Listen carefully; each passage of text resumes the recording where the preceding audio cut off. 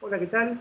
Mi nombre es Daniel Testoni, trabajo en la Dirección Regional Patagonia Austral de Parques Nacionales y hasta hace un tiempo trabajaba en la Cátedra de Diversidad de Plantas Vasculares.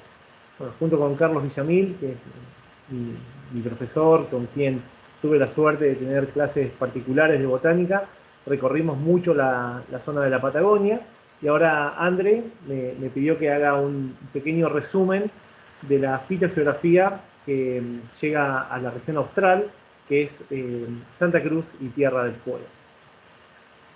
Si vemos este mapa clásico de Cabrera, vemos que para la Patagonia tenemos tres provincias fitogeográficas que corresponden a dos regiones distintas. La provincia altoandina, una angosta franja que está por arriba de los cerros, los bosques patagónicos, que es la provincia subantártica, y la gran estepa patagónica, que corresponde a la provincia patagónica. Para hablar también un poquito de representatividad de las áreas protegidas en la Patagonia, la estepa patagónica tiene una enorme extensión, es la provincia más grande de, de la Argentina, con más de 54 millones de hectáreas, y tenemos 8 áreas protegidas que tan solo llegan a cubrir una superficie del 1%.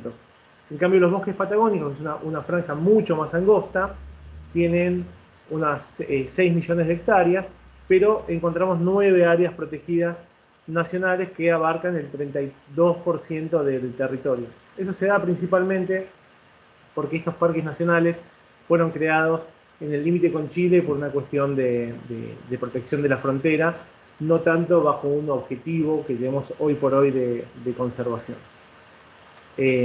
Estos parques que les muestro son los parques nacionales de la Patagonia Austral, en los que, bueno, tengo la suerte de trabajar en todos ellos. Siempre trabajo en el área de diversidad de plantas vasculares, justamente, y conservación y manejo de estas áreas. En estos sectores hay un trabajo actual que les recomiendo que miren de Darwiniana, que es la actualización de la flora de Cono Sur. Y para estas dos provincias, Santa Cruz y Tierra del Fuego, Zuluaga menciona 1.256 especies, 195 endémicas, es decir, especies que están solamente en Santa Cruz y Tierra del Fuego. De estas, y también, perdón, también en el límite con Chile, ¿no? El país vecino. De estas, 862 especies, un 68%, están conservadas dentro de estas áreas protegidas que tenemos ahí marcadas. 130 de ellas son endémicas, bueno, y por supuesto se protegen solamente en estos parques. Cuando hablamos de fitogeografía de la región austral, vemos que tenemos la gran masa patagónica, la provincia altoandina, que tiene una relación estrecha con el dominio amazónico y el dominio chaqueño, y también con la puna del dominio andino-patagónico. En cambio, la franja de bosque que tenemos contigua proviene de una región completamente distinta, es decir, hay relaciones evolutivas distintas, que es el bosque de Nothofagus, el bosque subantártico. Pero yo siempre, cuando estudiaba fitogeografía y después cuando recorríamos con Carlos, me preguntaba, bueno, pero ¿cómo puede ser que el bosque, con un sotobosque rico en especies de la provincia patagónica, no estén más relacionadas entre sí que, por ejemplo, la estepa patagónica con las yungas o la selva misionera? Entonces, bueno, cuando me iba explicando Carlos, a veces me era muy complicado entenderlo hasta que llegamos a la Patagonia y lo pude ver. Espero que ahora con esta serie de imágenes podamos entenderlo un poco mejor. Lo importante y un poco lo que me decía Carlos es la Patagonia no siempre fue igual, no, lo que estamos viendo ahora es reflejo de una cantidad de procesos geológicos del pasado. Si nos remontamos a 380 millones de años atrás, esto que estamos viendo en imágenes es la configuración de los continentes. Recién ahí aparecen las primeras plantas con semillas. 340 millones de años atrás, se van empezando a mover los continentes. Unos 300 millones de años atrás, en el Carbonífero, empiezan la gran radiación de las gimnospermas, es decir, aparecen las primeras gimnospermas, empiezan a diversificarse en especies, empiezan a aparecer las cicadófitas.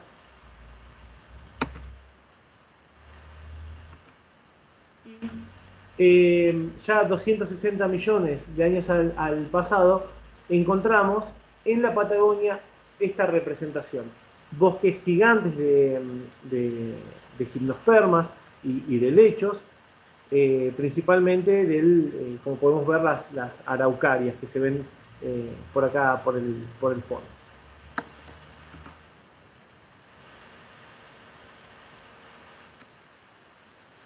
Luego comienza a separarse el Pangea y unos 120 millones de años atrás aparece la radiación masiva de las angiospermas y 65 millones de años atrás comienza el gran vulcanismo. Empieza a levantarse la cordillera de los Andes y tenemos una gran actividad tectónica.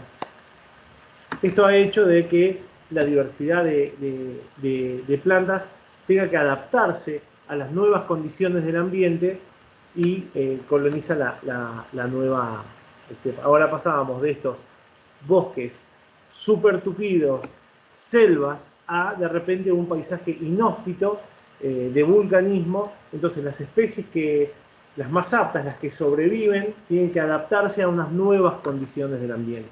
Entonces nos preguntamos, ¿hasta dónde llegó esa flora tropical? Y bueno, por supuesto, llegó al territorio de Santa Cruz y muchos autores también van encontrando evidencias que llegaron hasta la Antártida, hasta lo que conocemos hoy como la Antártida. ¿Cuáles fueron los cambios más importantes en la Patagonia? A fines del Mesozoico, en el periodo Cretácico, se producen en América Austral cambios ambientales sumamente importantes. Esto ha hecho que vayan desapareciendo, esto que veíamos, los grandes helechos, las cicadófitas y otras especies que no han podido aguantar las nuevas condiciones ambientales y probablemente hayan tenido que migrar hacia el lugar especies que sí han sido más plásticas y han podido adaptarse a las nuevas condiciones del ambiente. Estas son las plantas con flores, las angiospermas, que hoy por hoy predominan en la corteza terrestre. Los dos eventos más importantes que tenemos que tener siempre presente cuando vengan a la Patagonia es, al oeste, el levantamiento y el plegamiento de la cordillera de los Andes, y tuvimos con este movimiento del Pangea un alejamiento del extremo sur de América del Ecuador. Es decir, antes estábamos más cerca del Ecuador, teníamos más temperaturas, actualmente estamos mucho más alejados y tenemos muchas menos temperaturas. Entonces, las plantas que actualmente viven en la Patagonia se han tenido que adaptar a las condiciones de sequía que impone la cordillera de los Andes. Es decir, tenemos una enorme barrera orográfica que se levanta al oeste, los vientos húmedos que vienen del oeste, chocan con la cordillera de los Andes y pasan secos a la gran masa de lo que hoy por hoy es Argentina, lo que se llama estepa patagónica. Es un ambiente totalmente seco, que antes era totalmente húmedo cuando no estaba esta barrera. Y por supuesto, como habíamos visto, al correrse el eje de la Tierra, tenemos mucho menos temperatura, que tampoco es apto para muchas de las especies perennifolias típicas de los bosques, de las selvas tropicales.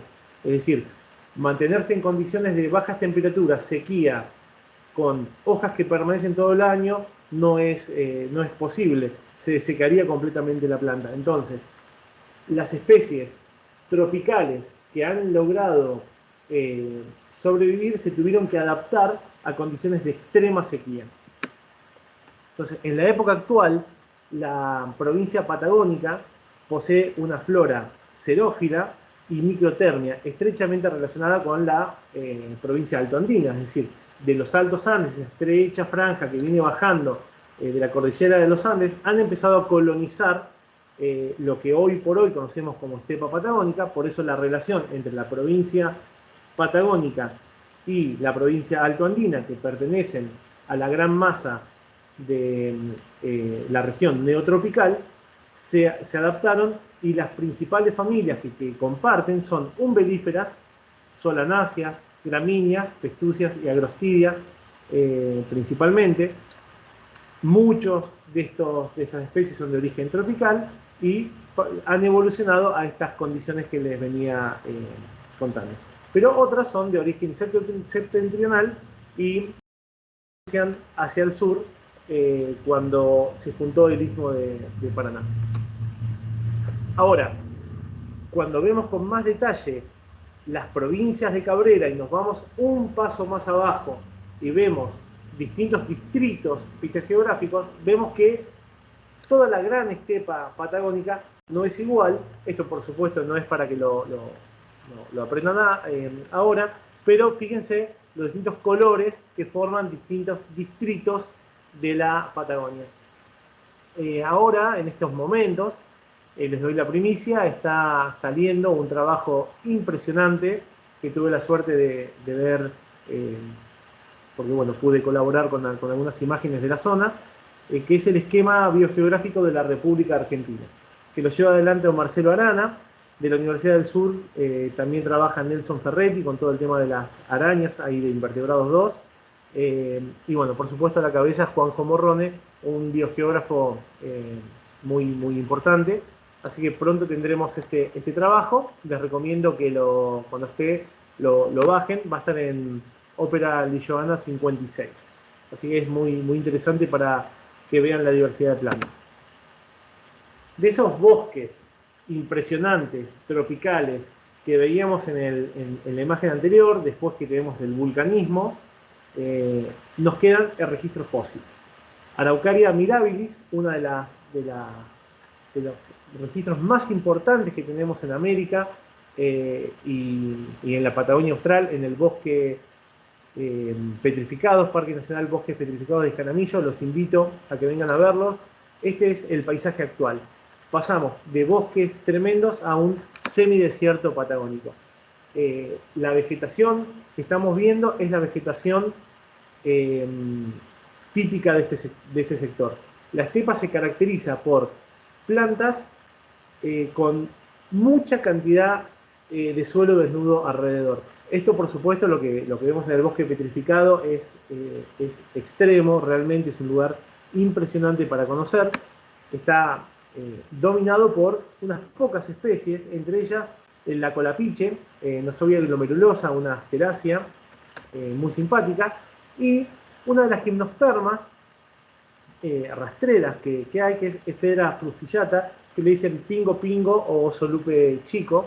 Es muy interesante para ver.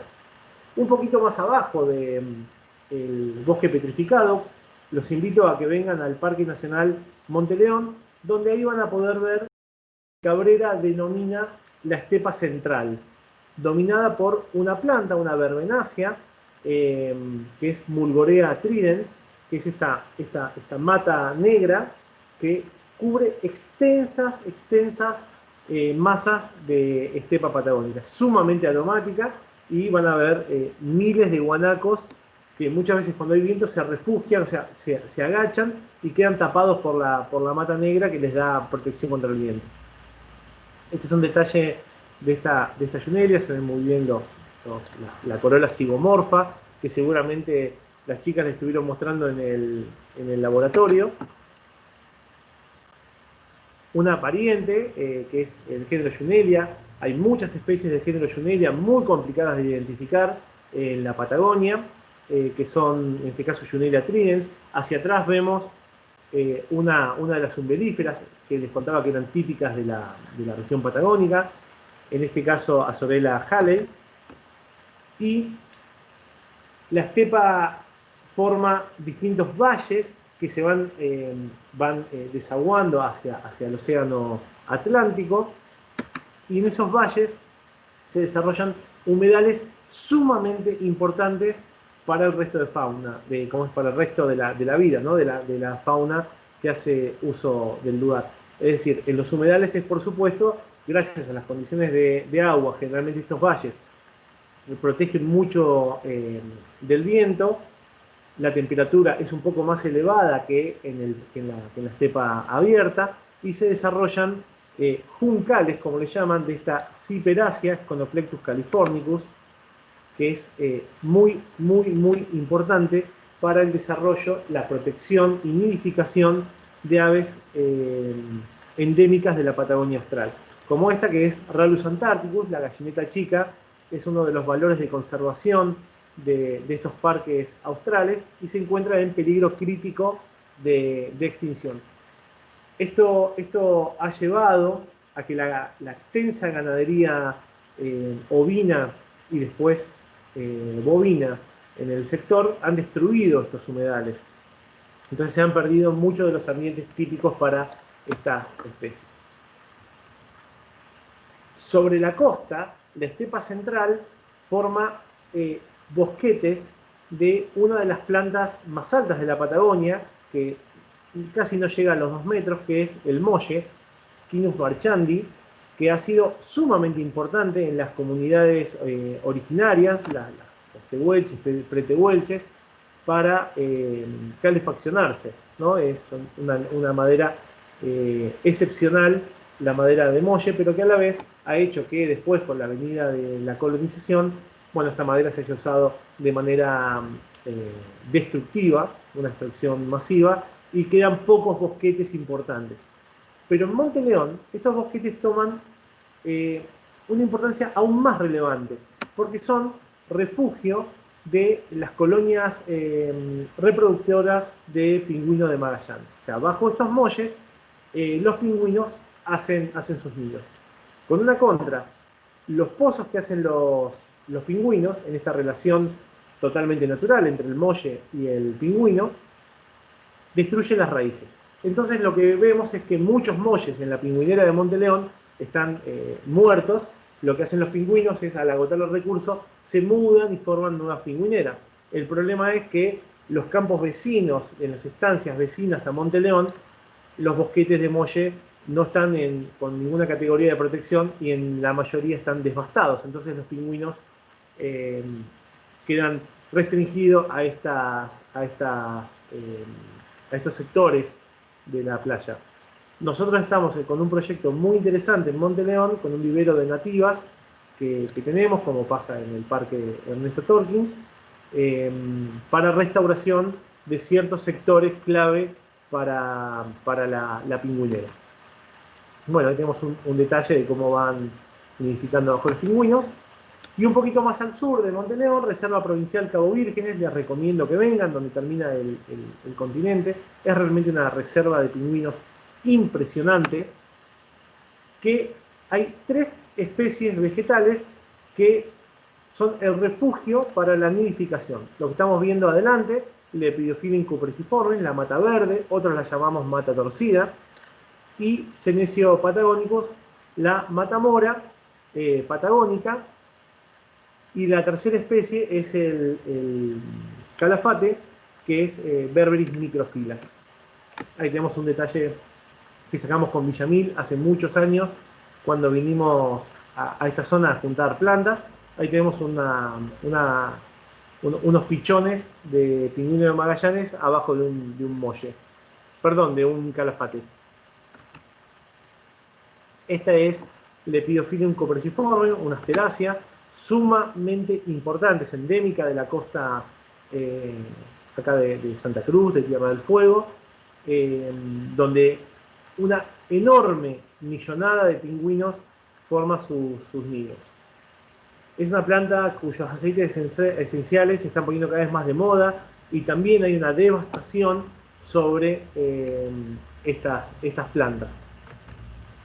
Bueno, y Senecio patagonicus, una de las plantas más comunes de la Patagonia, junto con su especie hermana, Senecio filaginoides, que crece desde Chubut hacia Mendoza. Son las 2 plantas, tal vez, y junto con el neneo, más importantes de la Patagonia. Este es el neneo, tradicionalmente conocido como el nombre científico Mulinum spinosum. Hace un tiempo una revisión taxonómica lo ha sinonimizado con Azorella, Azorella prolífera. Ahí está mal en la foto, es Azorella prolífera. Y lo que vemos atrás es el coirón pluma, Jaraba Ney. El coirón pluma es sumamente también atractivo en la estepa porque se ven estas úvulas, si se acuerdan ahí cuando vieron gramíneas, que la arista y la úvula se mueven con el viento. Y ahí tiene un detalle de la flor. Lamentablemente, bueno, este año no han tenido la posibilidad de ver bajo lupa, pero realmente es sumamente atractiva la flor de la gramínea bajo lupa. Bueno, porque yo trabajaba con gramíneas. El coirón llama también da aspecto, cuando está en esta época, que está ahora en flor, parece que la estepa se prende fuego con todas llamitas a lo largo de la estepa, pero a la vez, cuando vengan, van a ver que esta especie se transformó sumamente dominante en la estepa, y faltan muchas otras gramíneas y muchas otras especies. Esto se da porque esta especie no es palatable para el ganado, entonces el exceso de ganadería ovina, acá sobre todo en Santa Cruz, ha hecho que muchos campos que hoy por hoy están abandonados prácticamente estén dominados por esta planta. Nos vamos un poquito más arriba, un poquito entre el límite con Chubut, hacia el sur, en Santa Cruz, se desarrolla una de las altiplanicies más importantes, de 1.300 metros sobre el nivel del mar, que es la meseta del lago Buenos Aires, donde hoy por hoy tenemos el Parque Nacional Patagonia. En estos ambientes se desarrollan lagunas endorreicas, cuencas que se llenan por debajo, o sea, no tienen conexión con ríos, y una de las plantas más importantes es la vinagrilla o gamba rusa, que es Myriophyllum quitense, donde el macato viano, una especie que seguramente todos han escuchado hablar, forma sus nidos. Sin esta planta, el macato viano no puede formar esos nidos. Ahí tenemos un detalle del macá con los huevos, una especie altamente amenazada por, uno, el cambio climático. Cada vez las lagunas tienen menos cantidad de agua, los fuertes vientos, al no estar la vinagrilla en las parejas reproductivas, están intentando buscar dónde nidificar, se vuelan con el viento, se estrellan. Realmente es sumamente impactante verlo.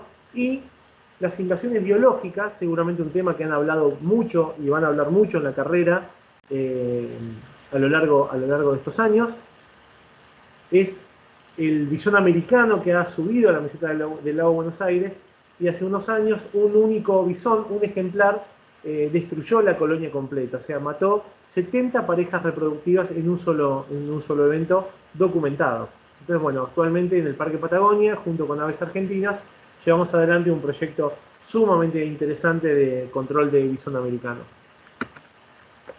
Bueno, nos vamos acercando a la cordillera. Veníamos desde el mar hacia el este, seguimos avanzando hacia el oeste, y empieza una estepa un poco distinta a la central. Algunos autores llaman estepa subandina, donde ya no domina tanto la mata negra y empieza a haber mayor diversidad de plantas, por supuesto por la protección de la cordillera de los Andes, mayor humedad, y una de ellas es la Paramela Adesmia boroñoides, y el cerro que ven de fondo, que también los invito a que vengan cuando esto de la pandemia pase, a ver plantas, el cerro Chaltén. Esta foto, ya más metido hacia adentro de la cordillera, casi prácticamente hablamos de la transición, vemos estas masas de neneo, Azorella prolífera, Senecio patagonicus y Adesmia boroñoides, y ya vemos atrás los primeros bosques de Ñire, con el lago Belgrano, Parque Nacional Perito Moreno, de fondo. Si vemos hacia arriba de la línea de bosque, aparece otra provincia fitogeográfica, ya no más la estepa patagónica, sino la vegetación altoandina. Hacia abajo vemos el bosque andino patagónico y, como veníamos viendo, la transición con la estepa. Entonces, ya estamos en una estepa totalmente distinta, donde se desarrolla pastizales de festuca pallescens, entre otras festucas que hay también, festuca gracílima, festuca magallánica, sumamente importantes para estos ambientes del sector. En estos lugares viven las poblaciones de también otra especie amenazada, que es el huemul, que usa en invernadas, se protege en el bosque, en veranadas arrima hacia la estepa.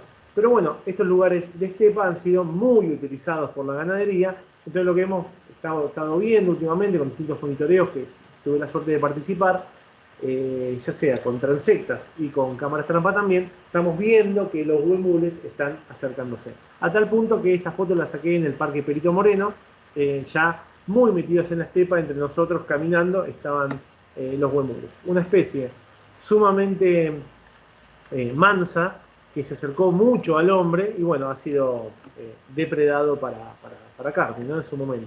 Y bueno, después la cacería furtiva también. Bueno, pasamos en la transición de la estepa y nos metemos en el bosque. Cuando nos metemos en el bosque, Santa Cruz y Tierra del Fuego tienen también un distrito particular distinto a los bosques de Bariloche, que es el bosque magallánico. Es un bosque bastante más húmedo, que recuerda un poco al bosque, se me fue el nombre, perdón, a los bosques húmedos valdivianos, perdón, a los bosques valdivianos de la zona del fondo del Lago Puelo, el fondo de los Alerces, más en Chile. Son bosques mucho más húmedos que asemejan un poco más a selva. Esto se da en un extremo del Parque Perito Moreno, en el Parque Nacional Los Glaciares y en el Parque Nacional Tierra del Fuego. Bueno, esta es una vista del Parque Nacional Perito Moreno, donde vemos el bosque caducifolio típico de Lenga, que forma estos colores impresionantes. Son lugares bastante fríos, secos, donde la planta, como les contaba hace un rato, no puede soportar la desecación en invierno, entonces tira las hojas y las vuelve a recuperar en la época favorable, en la primavera. Esta es la seccional Río Guanaco del Parque Nacional Los Glaciares, realmente un lugar impresionante para hacer trekking. Y cuando nos acercamos al glaciar, en los bordes del glaciar aparece otra especie de Nothofagus. Recién habíamos visto la lenga, el Nothofagus pumilo, el nire, Nothofagus antártica, y ahora en los bordes del glaciar aparece un bosque perennifolio, porque las condiciones de humedad son mucho más altas, que es el bosque de guindo, Nothofagus betuloides. Fíjense que pese que estamos en invierno, tenemos la pared del glaciar, en este caso a la izquierda de la foto, y pese que estamos en invierno, donde uno podría ver que las hojas se caen en el bosque de lenga, en el bosque de guindo se mantienen durante todo el año. Especies acompañantes son el canelo, Drimys winteri, que es realmente impresionante en flor, también por supuesto perennifolio, y la tercera especie, que me encanta el nombre vulgar, sauco del diablo, Raucaua latervirens, que es una araliácea, ahí bueno, vecina a las apiáceas. Ahí se ve bien la formita de las hojas, así que bueno, cuando vengan a los glaciares van a poder ver estas especies. Acompaña también el notro, con una amplia distribución hacia la Patagonia Norte también, con unas flores rojas espectaculares. Van a ver el detalle de los estambres, epipétalos, como habían visto, para las proteáceas, y un sotobosque bastante rico en especies. esto que llamamos abrojos, porque se te quedan enganchados siempre en los pantalones, en las medias cuando vas caminando, que son las acaenas. Las calceolarias, muy llamativas, con distintas especies. En la Patagonia hay como 6-7 especies en el sotobosque.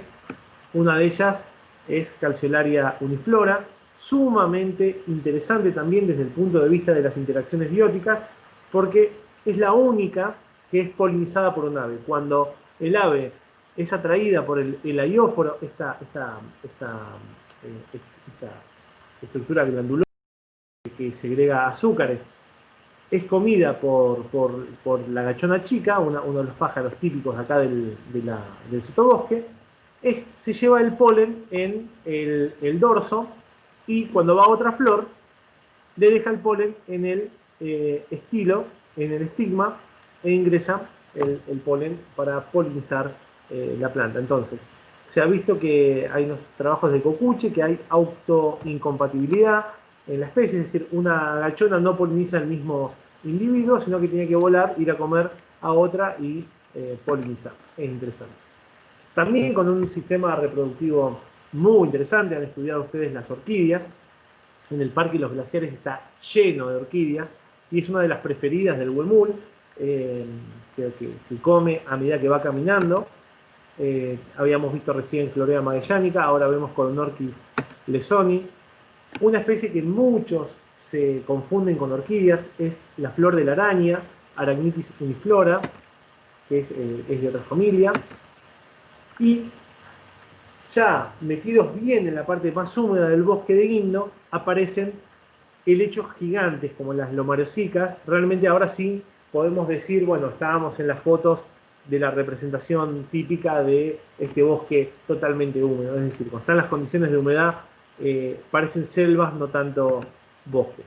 Y crece una trepadora, que es, seguramente cuando les contaron la diferencia entre selva y bosque, dijeron, bueno, el bosque no tiene especies trepadoras. Bueno, esta es una de ellas, Filesia magellanica, que crece en el bosque magellánico. Una situación única se da en el Parque Nacional Tierra del Fuego, en los glaciares en lugares muy puntuales, y en el Parque Perito Moreno hay un único lugar detectado donde se desarrollan turberas. Las turberas son de dos tipos generalmente, las dominadas por Sphagnum, que son turberas mucho más blandas, que cuando uno pisa se van metiendo hacia el fondo, el Sphagnum es un musgo, y las turberas de Astelia, que tuve la suerte de conocerlas ahora en Isla de los Estados, que son mucho más duras cuando uno camina. En estas turberas se desarrollan plantas sumamente interesantes como Drosera uniflora, una de las dos plantas. O sea, hay dos especies insectívoras acá de la Patagonia, que una de ellas es esta Drosera. Muy fácil de ver cuando anden caminando ahí por las turberas de Tierra del Fuego. Bueno, esta es una foto que me quedó mezclada, perdón, de Isla de los Estados. Hacia arriba se desarrollan las turberas drenan, ocupan las grandes extensiones de dos especies de gramíneas. Lo que estamos viendo acá es Anthoxanthum redolens, y en otros sectores más costeros se da Poa flavelata, que es una poa gigante, donde se desarrollan las colonias de pingüinos penacho amarillo. Bueno, cuando pasamos la línea del bosque, hacia arriba se desarrolla la vegetación altoandina. Algunos autores discuten si realmente la provincia altoandina llega a la Patagonia Austral. Para Cabrera llegaba, y para investigadores actuales consideran de que se queda en la Patagonia Norte.